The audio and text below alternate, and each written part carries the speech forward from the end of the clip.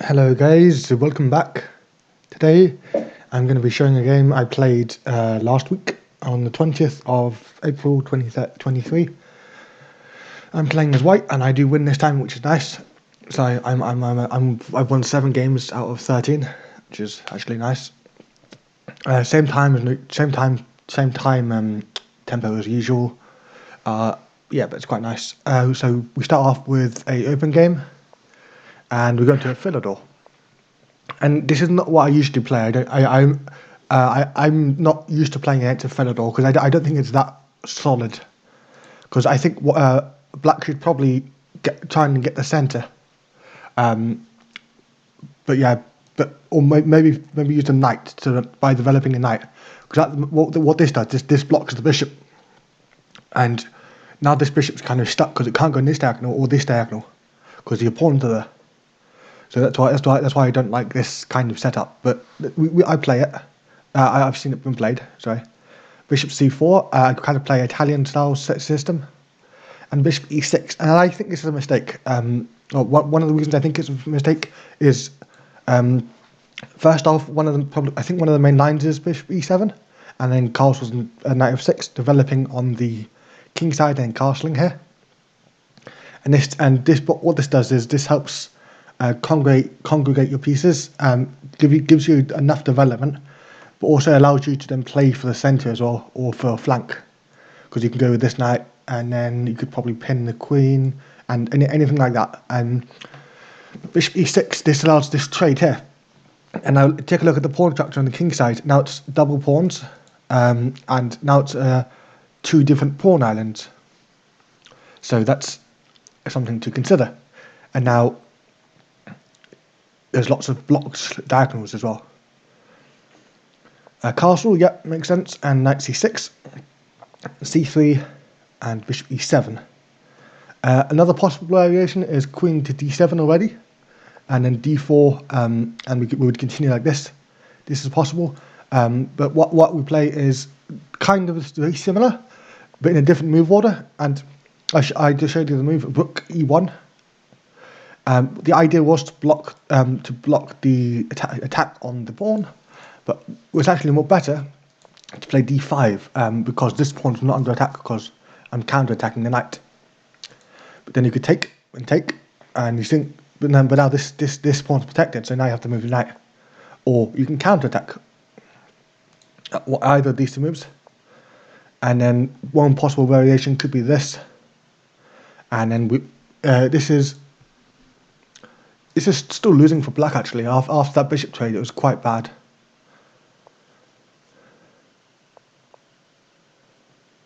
Yeah, but rook e1 actually equalizes for some reason. It goes from +3 to +1.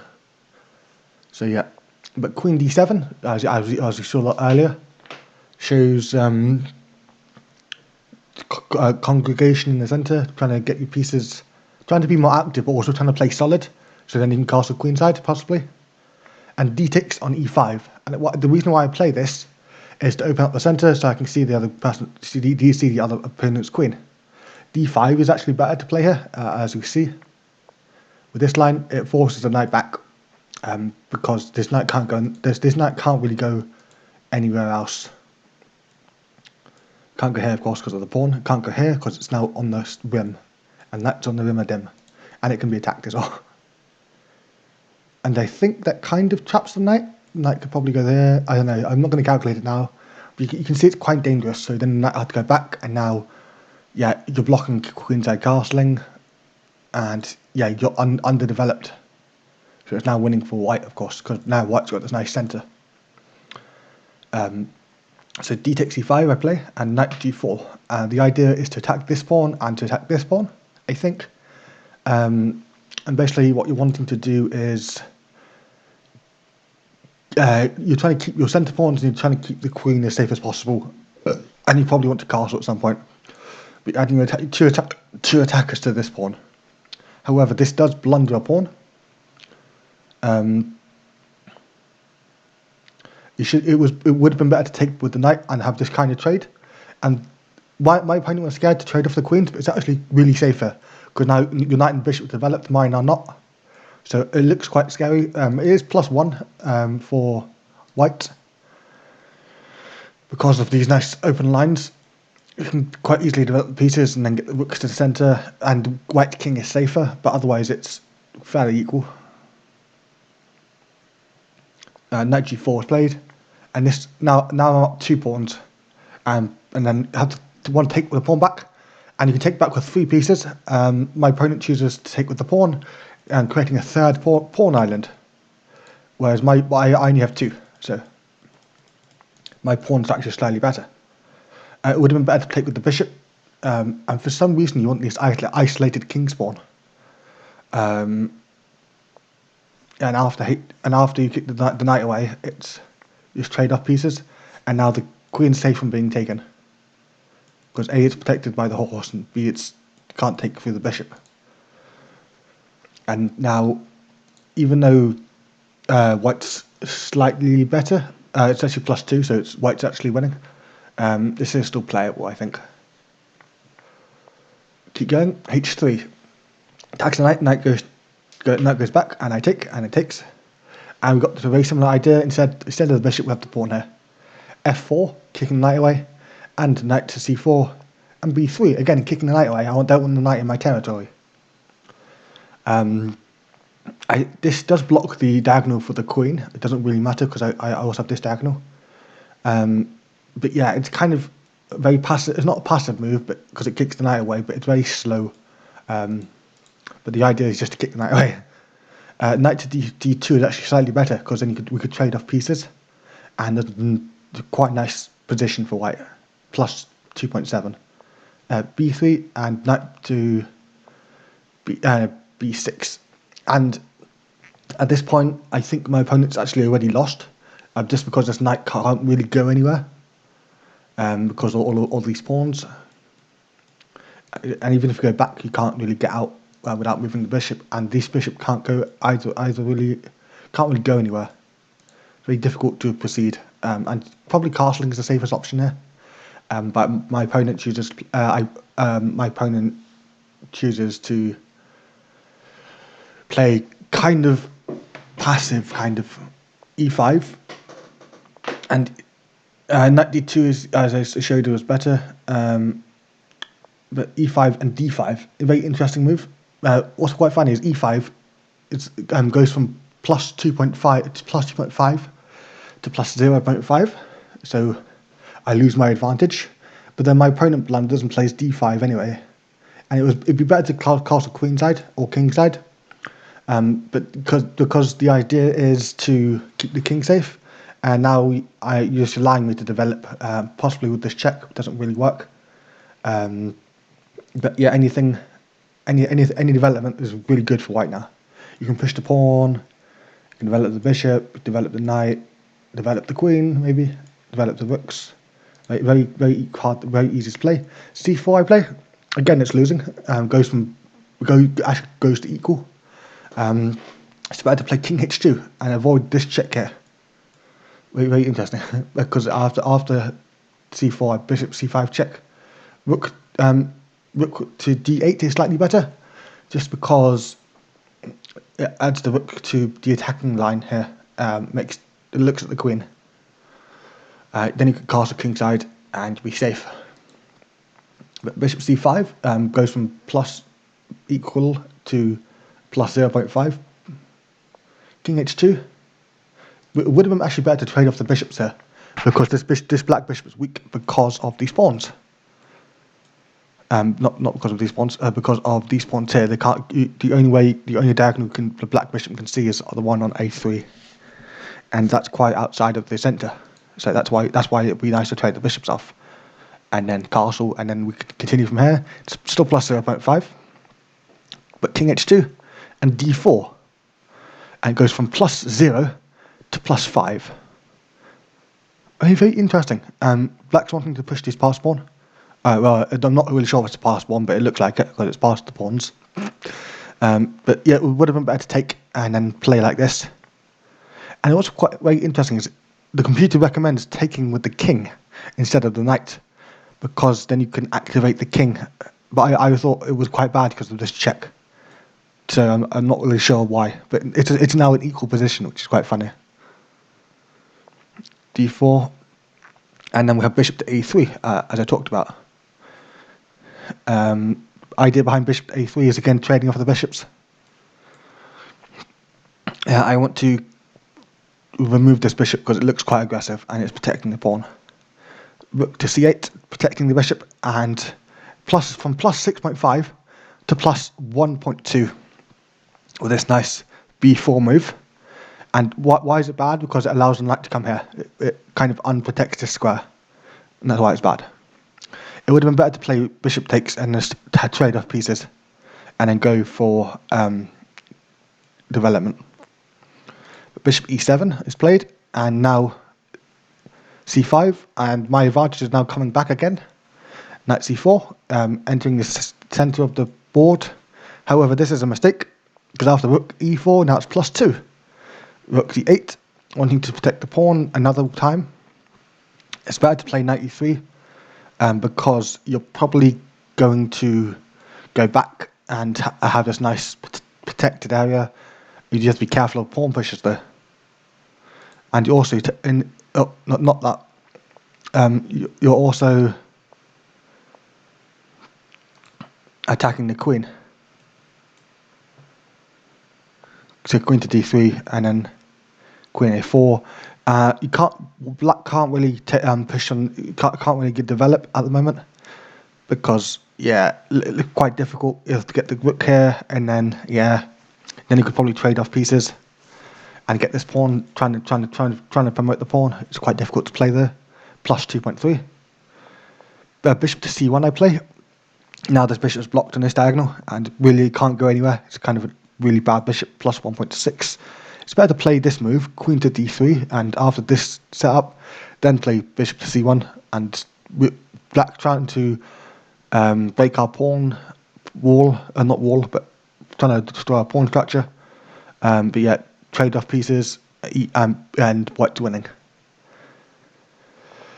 But after bishop c1, we have queen to b5.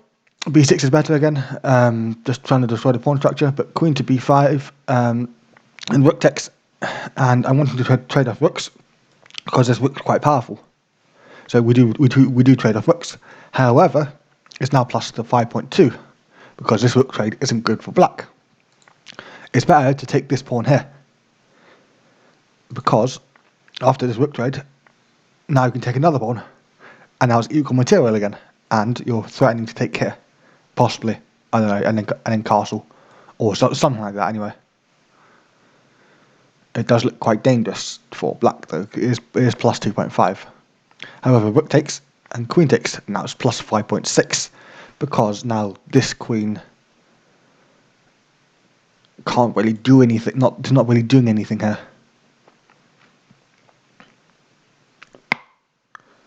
But castles make sense. However, this is very late in the game. Move 24. So we're actually already halfway through the match already. However, we're starting to hit the most exciting part of the match, even though white's completely winning. Let's see what happens. Knight to d2, wanting to trade off the knights. So this move played too preemptively. Basically, that means you should play the move beforehand. And in this case, a4 is a good move because it removes the defender of the knight. Because if the queen goes back here, let's say, you can just push the b pawn and the queen's stuck behind the pawns, and therefore it can't protect the knight. So then the knight's hanging. One way, if it were to capture, trying to protect the knight, you then attack the knight, and now the knight can't take because it's pinned. And if the bishop takes, you just trade off lots of material. If the queen takes, you just trade off the queen, so nothing can take. So then the bishop could take the pawn, possibly. And then you just trade off here. And you can see it's from 2, it goes from 2 to 1. Meaning that black loses a piece pretty much. In any scenario here, black will lose a piece or the queen. However, knight d2 does allow the equal trade, which is not what white wants. I played it too early. Rook to d8, attacking the queen and attacking the knight. Quite a strong rook down. But and knight takes would have been better, and then you'd end up with this kind of setup, and your pieces would now be a little bit more active. Because see, they can attack quite a lot of spaces now compared to what was played in the game. But instead we have rook d8, and you have queen takes on c4, and you think, well, doesn't that just lose the queen? Can't you take it? Yeah, but then, yeah, you can't win a piece there. So then the queen goes back, and now white's up a minor piece. Very easy, very simple. Let's keep playing. Queen c4, taking it would have been better. Taking it could have also worked, and you just trade off queens, and it would have gone like something like this. But queen back instead, because they're aiming up on this file. Knight f3. It's a bit weak, but knight e4 would have been better, just to be more central. You'd end up with something like this maybe. But knight f3 and h6. The idea behind h6 is to expand on the king side, which with g5, possibly moving out the bishop to. Actually, the bishop could be stuck behind the pawns if you do this, and maybe opening the rook and trying to attack the pawn, possibly something like this. A6 is better in this case because you want to expand on the queen side and kind of undermine white's pawn structure here. But yeah, this is losing for black quite significantly. Plus 9. Bishop to b2. Trying to open the bishop, trying to get the bishop on the diagonal. g5. Yeah, trying to attack the pawns. It's better to try and trade off queens just because it's an easier endgame to play. If you're playing well, you should probably resign because you lost the piece. But it's easier to play against it's easier to play without queens. But you shouldn't really trade queens because you're low in material. So it's kind of what your preference is. F5, stopping this move here, stopping the taking. You can also take with this pawn now. Except you can't. You thought maybe you could, but it's pinned to the king, so you can't. So now you have to find some way of stopping f6 because that would attack the bishop, and the bishop would have to go back, and that's not what you want. You want to try and make the bishop as active as possible. So some other moves here could have been taking and possibly playing this kind of endgame, and this is quite a really fun move. One of those rook sacrifices because, and I'll give you a funny thing here. There's this check. And black in this case has to be really careful because there's only one move, or possibly not even one move, that keeps the king safe, which is king f8. Otherwise you lose like mate in 7, mate in 8. But yeah, this would probably be going somewhere like this. I'll show you some other mates. This would be the mate in, I'm not sure how many it was, but like that's checkmate. And if the black king went to f7, then you would have this checkmate, mate in like 4, I think. So that's why this line's quite careful with the sacking of the rook, just to remove the queen as the defender of the king. It's quite funny though. I didn't see that in my game. But now we get a blunder, a straight up blunder from black. King to g7. It would have actually been much better to trade off the queens, but of course I've showed you that. It's just a simple line. King to g7. And you're walking yourself straight into a pit, into a fork, which is really funny because that's not what you want to do. King f7. Bishop takes also possible. Yeah, but it's very dangerous because of this bishop's on the diagonal, so it's now protecting the pawn, which you can't take. So king f7 and f takes, and queen takes. Again, it's not the best move because you might want to keep the queen on the long file. You want to try to keep the file for yourself. Now you're kind of losing control of the file, which is not what you want. Rook f1, lining up for a discovered attack. My opponent sees this with king to g6. However, queen e4 check. And again, this is some quite dangerous territory. The king goes back. h4. Rook to g8. It's better to play rook f8, trying to attack these pieces. Or possibly, again, find a way to trade off the queens. Rook to g8. Bishop c1. wanting to attack these pieces here, it's better to play knight takes, which is quite interesting, because if the pawn takes, it's mate in, I think like mate in 20, something like that. The computer doesn't really see it. Here we go, mate in 15. And you get this position, and black's completely lost, so you can't take the pawn. And this knight's just really strong in the territory. You can't take the knight, and it's really strong in the territory because it sees a lot of squares. So that sacrifice is quite fun to play around with. Of course, I don't see that type of sacrifices. Bishop to c1 I played, and g takes, wanting to find a way to attack the king. I don't know, but I just take back with the knight, and now get rook f8. Again, wanting to trade off rooks. Of course, I'm not going to allow that. Queen e8 is also possible here, and then you get this checkmate here, mate in 7.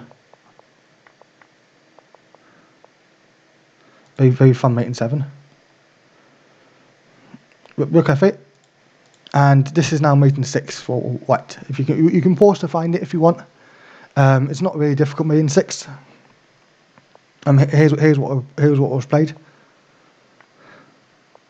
and this was a mistake because of this rook's being attacked twice. So this rook can be taken here, and it's actually checkmate because the queen's pinned to the king, like so. It would have been better to play king g8, and you would have ended up with this queen sacrifice and checkmate in a couple of moves. Anyway, yeah, so that was the game. Hope you guys enjoyed. I've actually recorded this over 3 different days, so that's why the audio may sound different depending on which part you're listening to, which is quite funny. But yeah, it's been quite a nice game to look at, and also it's the final game, so you won't be getting any more recaps from season 4. But I may go back into recap previous seasons like I did with season 1. So I hope you guys enjoyed, and thanks for watching, and I'll see you next time, if there is one. Of course, I'm in my exams, so you're not going to get that many videos from me this couple of weeks.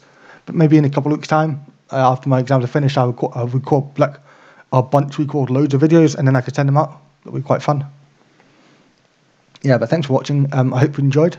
Also, I may cover some openings I played recently, like in this game there's the Phillidor defense, which I should cover, because this is not a good position to have for black. This is plus 1. But I could talk about it, but I think I'll leave it for another video, because you can see black has 3 center pawns, but it's quite vulnerable to attack on the long diagonal. Yeah, and there's no bishop to defend, so quite fun. But anyway, thanks for watching, guys. I'll just get a short zoom through the game to show you all the moves that was played. And basically, I think in this game the most valuable thing to look at is defending pieces, kind of like what's being attacked. Like with this knight here, this knight's being attacked twice, but only being defended once, so you can take it. Yeah, and certain moves like that, and also trying to work out how passed pawns work, because this pawn doesn't look like it's very strong. Yeah, so that's some valuable input, and then looking for tactics maybe, and just not doing this. Yeah. Yeah, so I think that's probably the kind of the lessons from this game. And also, don't hang on to your queen if you don't need to. You can sacrifice it here. In which position was it? There's a couple of positions that you could have just traded queens, and it would have been better for black. But yeah, thanks for watching, guys. I'll see you in the next video. Bye.